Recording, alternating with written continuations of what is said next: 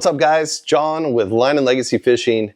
First video of the year. We're going to start off by doing my 2014 boat review. And the reason we're going to do that is because it's actually up for sale and I think it's going to be gone pretty soon.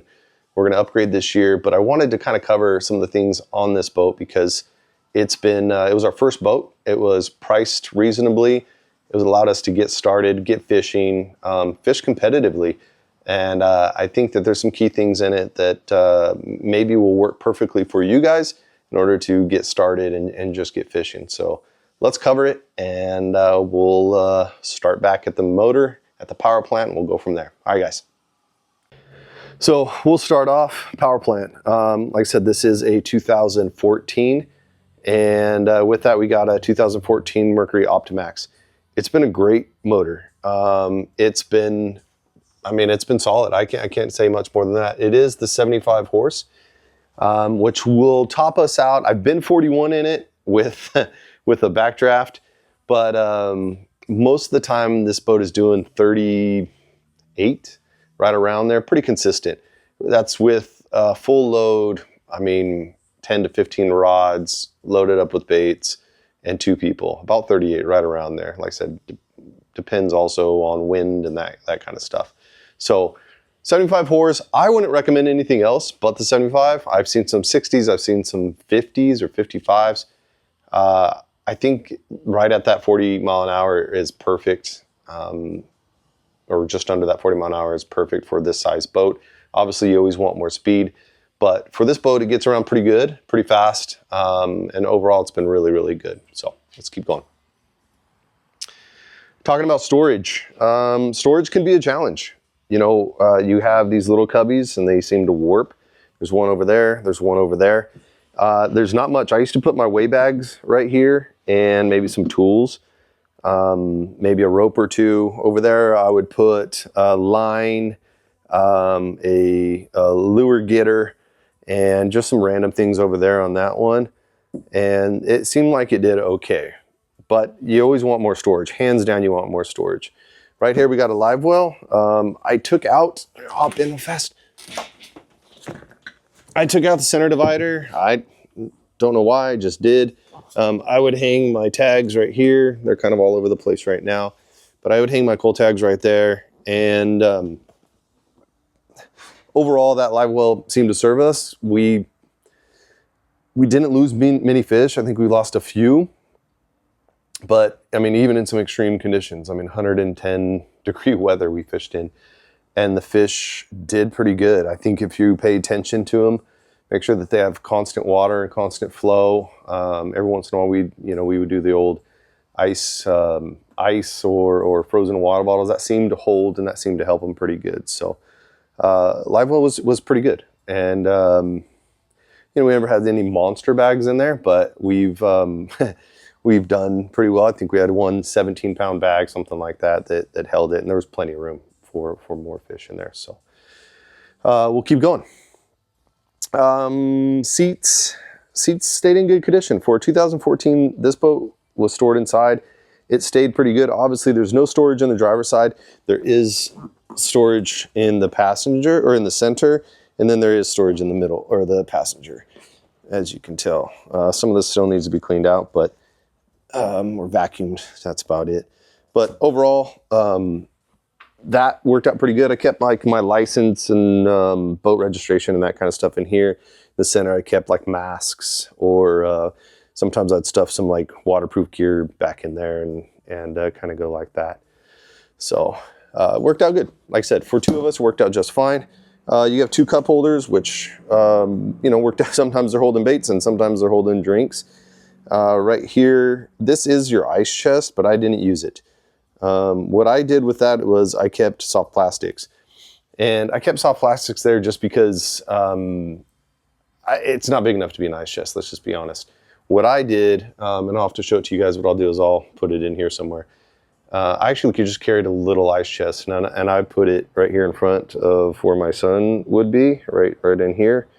It took some of the room, but not really enough. So I put soft plastics in there. That was just my personal preference. Back to live wells also, this is a second live well. We didn't use it much. So I used it for storage most of the time. Obviously in some of the draw tournaments, we would put Nathan's fish in here and then my fish in the back.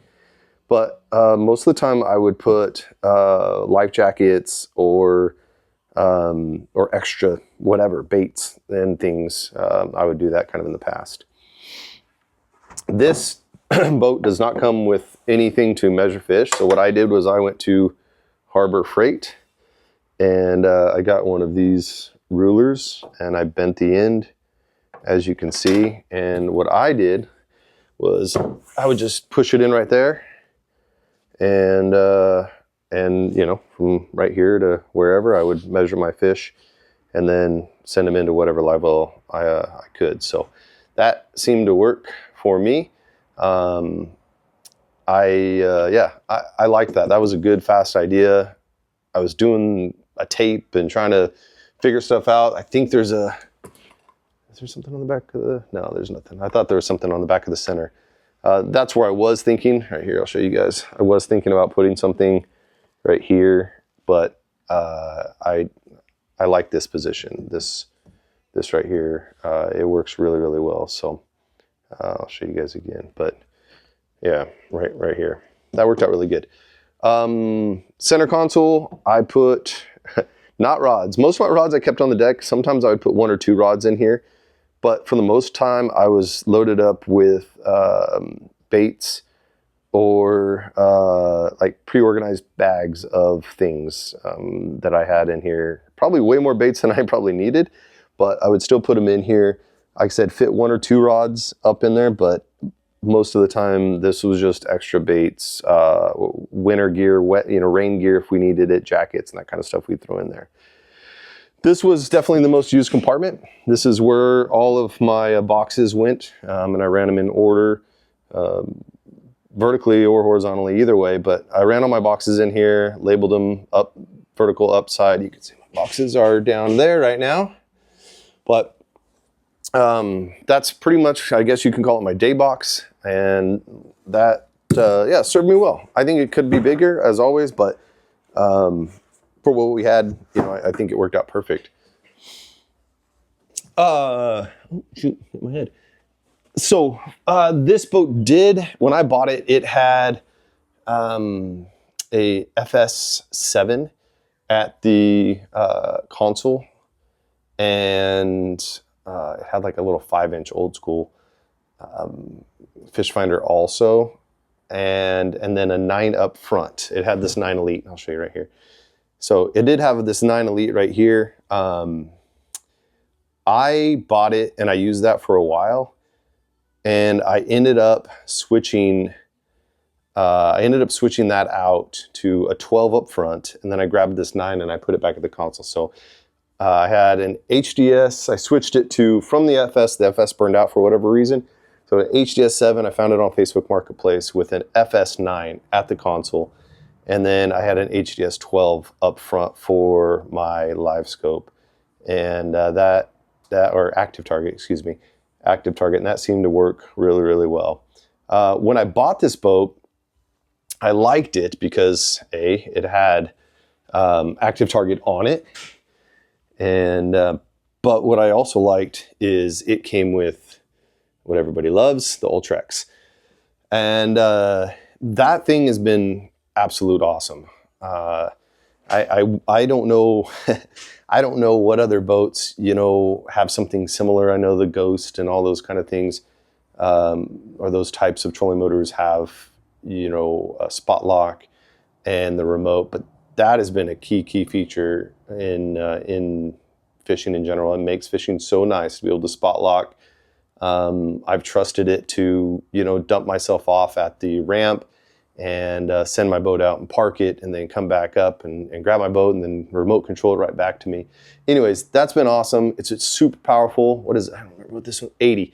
This one's an 80 on a 175, and we put this thing through, I mean, we just drove it through some stuff, and nothing crazy, but like weeds at the Delta, and we plowed through some areas that I don't know if other boats would have went in them, and it chopped them up, and it went right through it, and it kept going. So that by far has been, I mean, it's been really awesome.